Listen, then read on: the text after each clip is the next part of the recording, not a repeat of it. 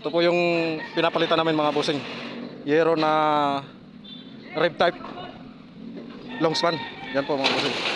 Pinalitan po namin ng corrugated sheet. Yan po mga boss. Ito po yung pinalit namin. Marami po yung mga bossing. Yan. 25 pieces. 20 feet yung haba. Tapos yung kapal naman po niya mga bossing. Ang kapal nitong yero na ito 0.5 mm. So okay na rin siya mga boss kasi matibay na rin naman. Ayan o, matibay na rin naman kahit malayo sa yung pamakuan niya. So okay na rin po pala yung 0.5. Pero meron pa po makapal mga bossing, 0.6. Ikukumpara ko po yung mga boss, yung rib type na long span kaysa sa corrugated. Mas okay pa yung ganito kaysa ganun. Kakabit lang po namin mga bossing yung isa rito. So ganito po yung pagkakabit niyan mga boss. Yung sa corrugated na yero. So yan lang po yung mga bossing. Parang ano lang po yan. Lalaki, umpisa lalaki. Pangalawa, ang dugtong babae. Lalaki, babae, lalaki, babae. Ganun lang po mga boss.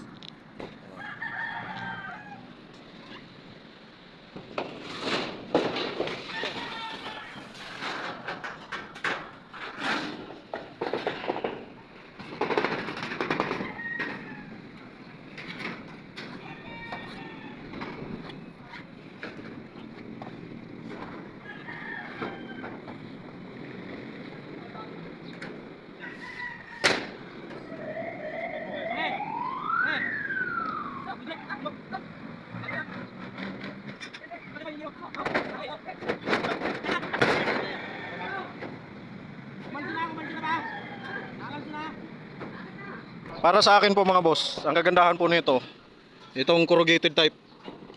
Kasi malayo po yung dugtungan niya mga boss. Ayan o. Ayan siya, yan. Yan po mga bossing ito. Yung dugtong niya po sa loob. Yan mga bossing, dugtong niya po sa loob.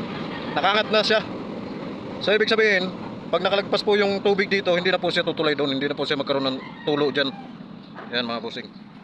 Hindi po katulad nung long span na rib type. Ang problema po kasi nito mga bossing, ito mga boss oh. Yan po mga boss. Isa lang din po yung ipapatong dito. Ang pagkabit po ng rib type po na long span mga bossing, puro lalaki lang po yan. Puro patakip lang. Hindi po katulad nung corrugated, babae, lalaki, ilalim, ibabaw, ilalim, ibabaw. Ito puro ibabaw lang po ito mga boss. Kapag nakalagpas po dito yung tubig, halimbawa may bagyo, pag lumagpas po dito, sigurado po yan mga bossing, tutulo po yan. Yan. Wala na pong ibang pupuntahan yan. Hindi po katulad ng corrugated, mas okay para sa akin. Corrugated mga bossing. So yan lang po mga bossing. Sobra init oh. Ganun po talaga para sa pamilya. Kailangan magtiis. Iniisip na lang namin nasa ano kami, sa Saudi. Ito po, Saudi. Di nakarating na rin kami ng Saudi mga bossing. Kasi mainit eh. Doon po pala yung fabrication mga boss. Ayan. Dito muna kami sa harap. Ito na nagkandabulok na po yung mga tent namin. Dami pong tent. Yun, oh. So papalitan po yan. Gagawan din po ng tatayuan.